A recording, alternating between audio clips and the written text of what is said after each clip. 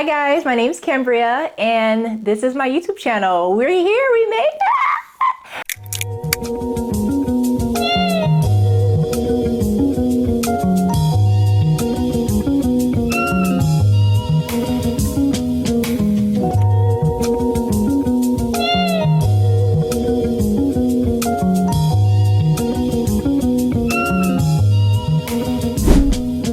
Inspire or expire, take a hold of desire. We made it out of the shambles that TikTok has us in. Like, we're doing long form content now. This is crazy. But I wanted to make a video answering some of y'all's frequently asked questions about animal communication. So yeah, let's get into the questions that you have for me. So I had y'all submit questions for me about animal communication and I have them right here on these cue cards. So we're gonna get into the questions because I know there are a lot of questions about animal communication. What is it? How does it work? Is it demonic? You know, all of the above, right? So we're gonna get into it. So the first question that I have here is, how long did it take for you to learn animal communication? So before I answer that question, I just had a very, very, very important thought. I think it was a really insightful thought. And I'm gonna tell you what that thought was. I need to explain what animal communication is first before I answer any questions. Yeah, because you know, there's some people who don't know what it is. Animal communication is essentially a skill that you can learn. Some people naturally have it, but others like myself have gone out of their way to learn this skill. So what you're doing in an animal communication session is you are typically sitting down, taking a deep breath, setting intention, and connecting with an animal of your choice. This is typically done telepathically. I connect through clear cognizance. So what this means is all the information comes directly to me from the animal through my intuition. And this is a lot more simple than some people may think. For a lot of people, they think of animal communication, they're like, what is she doing? Is she doing witchcraft? Is this magic? Are there potions involved? Like, what are we doing here? No, we're not doing any of that stuff. It is a holistic practice, honey, because basically you're using your innate ability, which is your intuition, to connect to animals, which are conscious beings that you're living amongst. Why wouldn't you want to do that, you know? So once I found out animal communication was a thing, I was like, oh yeah, I'm learning this, I'm gonna master this skill, and I'm gonna offer it as a service because why wouldn't I want to? So how did I learn animal communication? I simply looked for mentors, right? So I went online and I searched for mentors. I found a good program that taught you how to do the animal communication, as well as kept us accountable for practice and things of that sort. I have ADHD, so I typically get distracted easily, and I also start a lot of projects and things and don't necessarily follow through with them. And that's something that I am very aware of and want to work through. So I knew that I needed someone that was gonna hold me accountable, even if it was just like a group, a mentorship program, something along those terms. So I found one.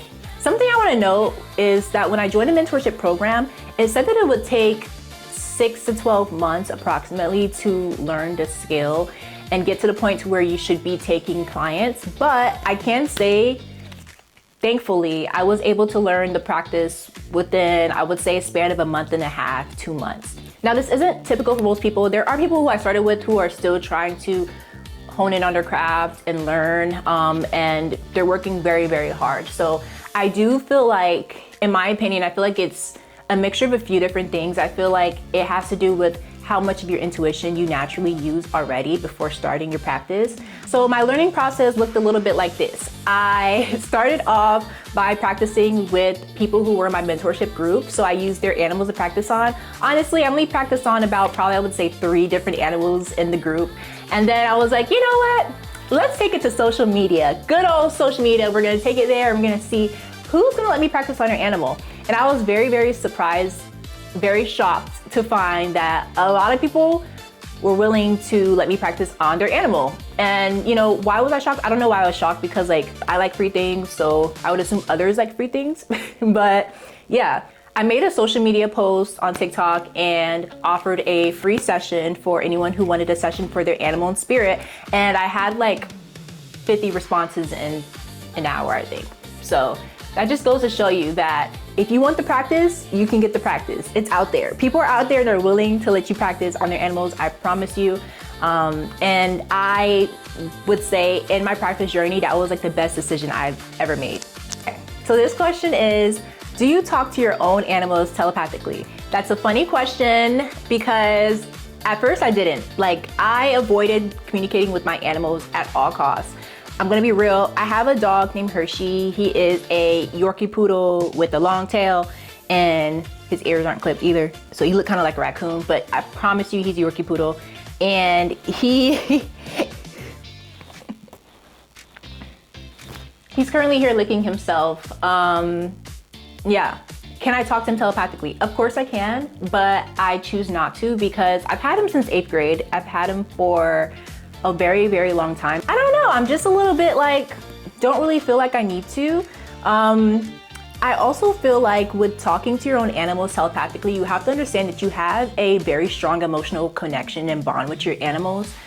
So this means that there can be a lot of biases that come through, and when you connect with them, you could think that the information you're receiving is not accurate because we have our ego that jumps in and tells us, oh, I made this up because I know him or her so well, right? So I personally have not found a reason yet to connect with him telepathically, but I do have a 8-year-old cat named Mia, and she is the love of our lives. And we just got her last May, so we're coming up on her year for her gotcha day. And I have actually communicated with her, and she had a lot of really, really insightful things to say. Can animals pick up on spiritual gifts in humans?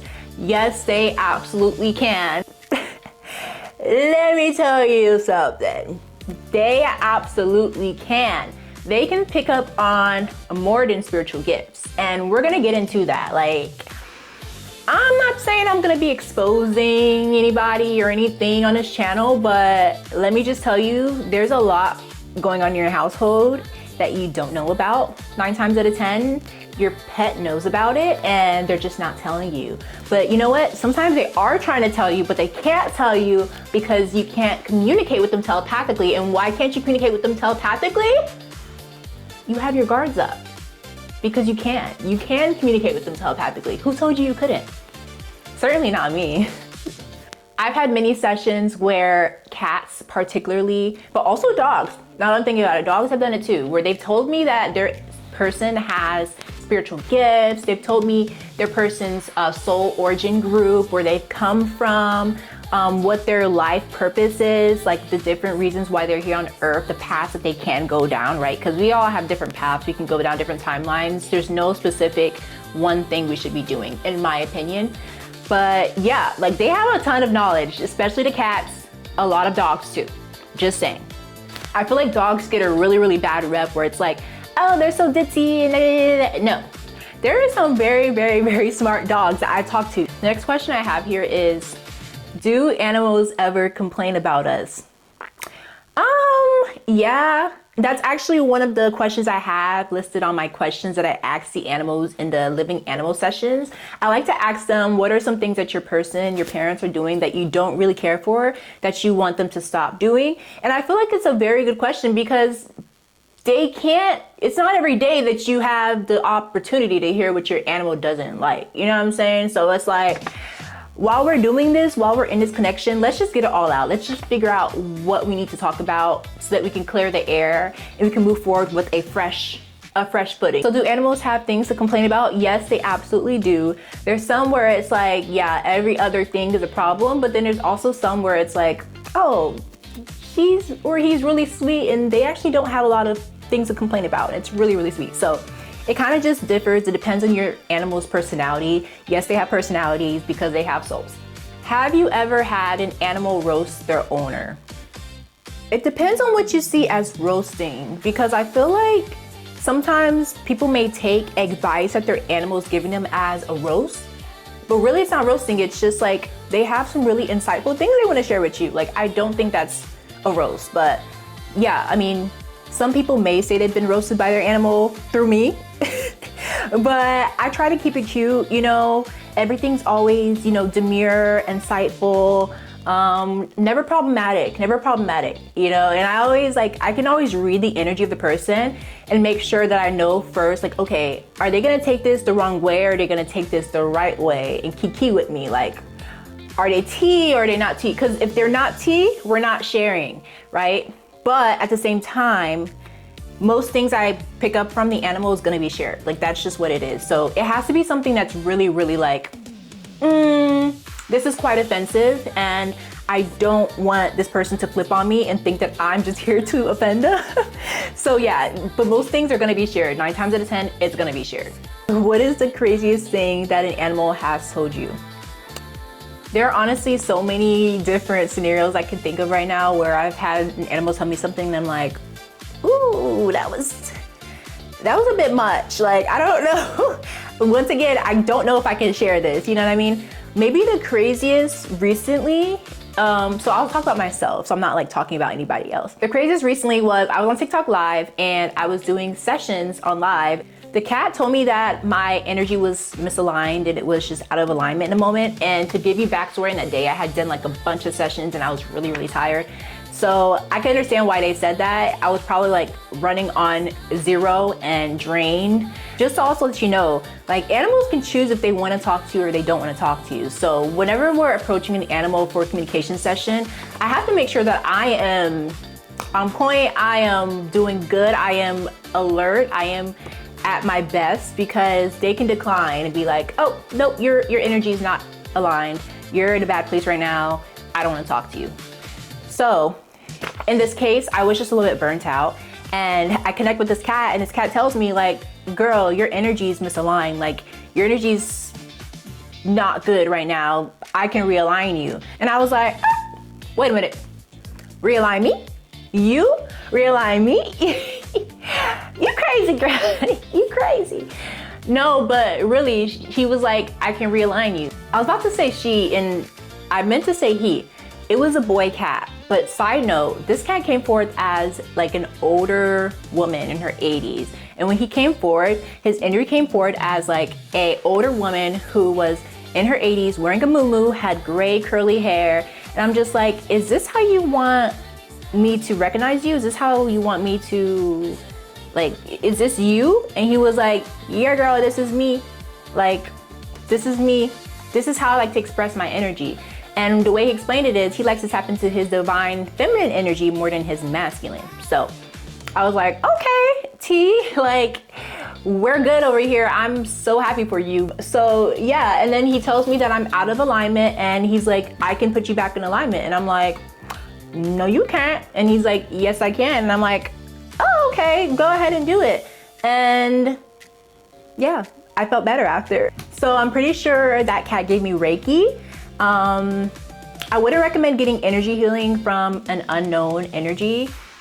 The energy was known, and I did state if it's for my highest good, do it, but I still wouldn't recommend it. I was a little tired.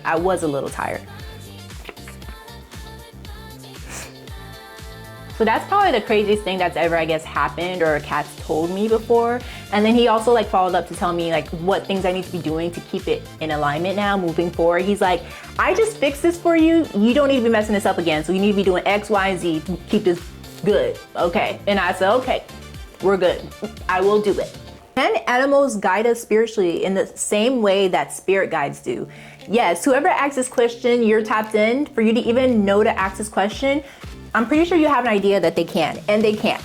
And I can tell you that a lot of cats, once again, they kind of sit in between both realms. They sit between the spiritual and the physical realm, and they are very, very in tune. And a lot of times when you're receiving some sort of like nudge to do something, some sort of insight, maybe guidance, and you feel like it's coming from an outside source, you think it's coming from your spirit guides, but really it's coming from your cat. I absolutely love cats. They're so insightful, so spiritual. And it's crazy because once upon a time, I was like really afraid of cats. I love them now, and I don't know what I would do without my cat. Honestly, she has absolutely, without a doubt, changed my life. So if you ever thought about getting a cat, like this is your sign right now. Get a cat. Do animals understand human emotion on a deeper level than we realize? Yeah. Absolutely. Now we're tapped in with these questions. So yes, like they absolutely do.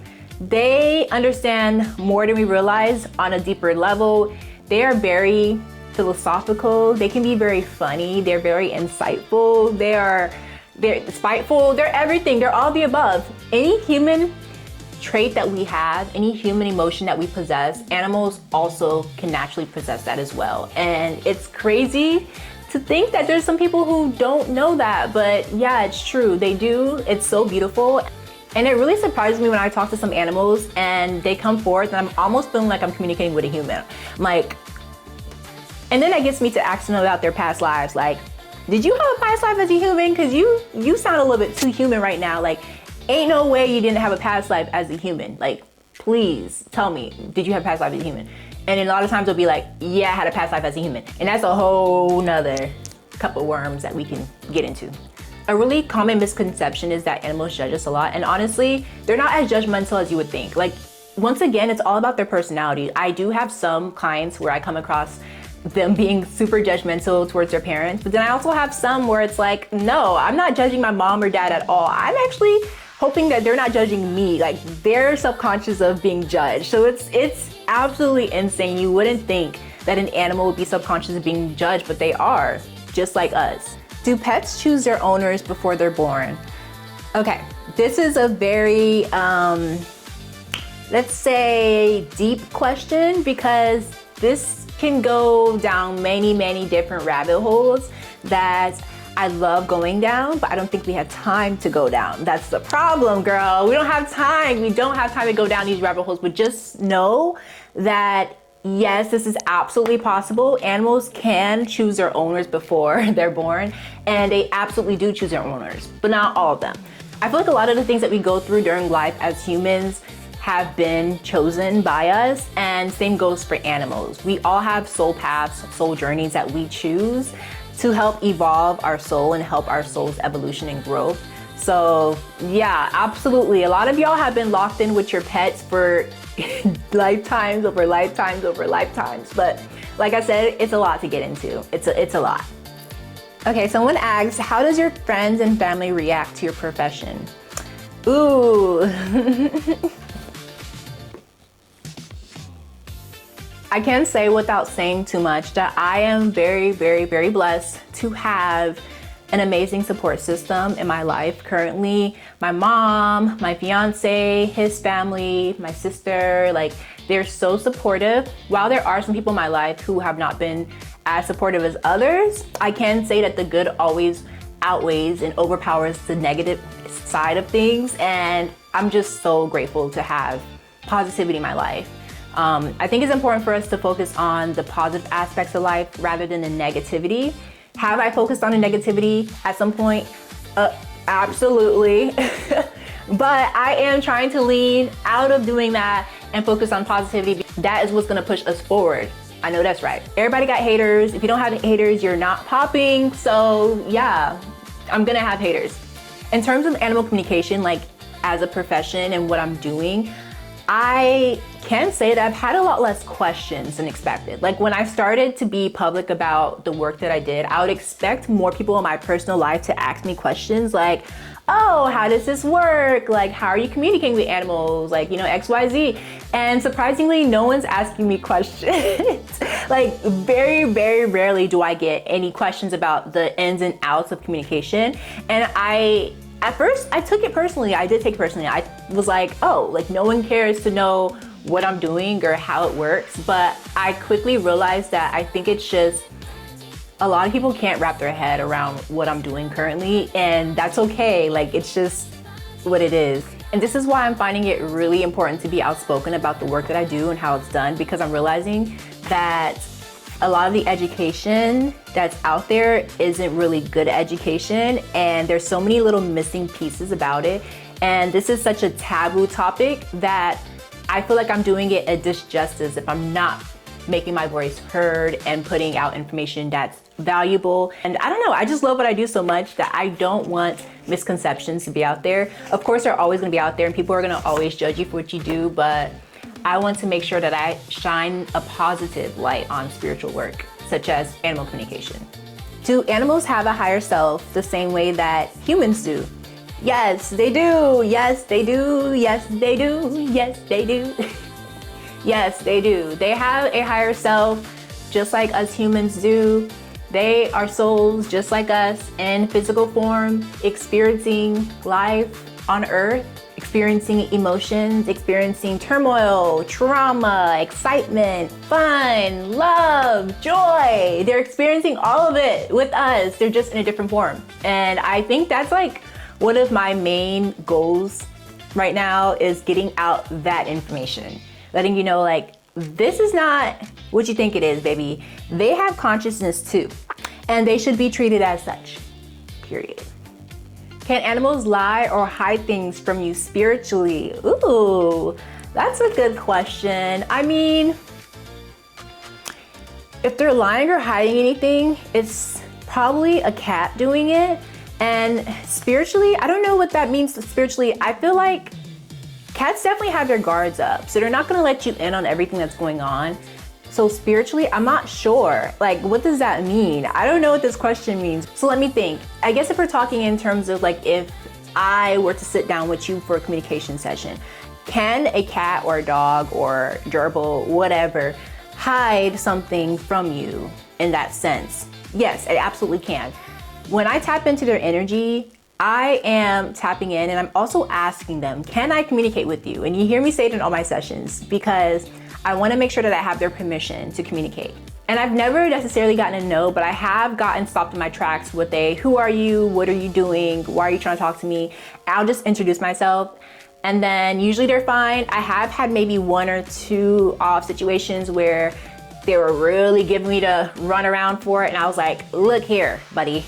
Your mom paid for a session. But yeah, not to toot my own horn, but I do feel like I've gotten in good with the animals. You know, most of them don't give me no problems. You do have those one-off situations where they want to give you problems, but I just try to do my best to talk them into letting me communicate with them, because what do you mean no? So that is it. Thank you to anyone who submitted, and I'm curious to know if anyone who's watching this video has ever thought about animal communication. Do you even know what animal communication is? Is this all new to you? Is this taboo? Like, I'm so curious. So definitely leave a comment down below if this is all a new concept to you.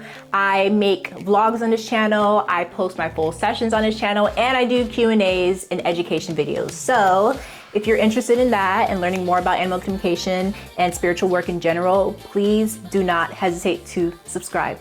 Bye.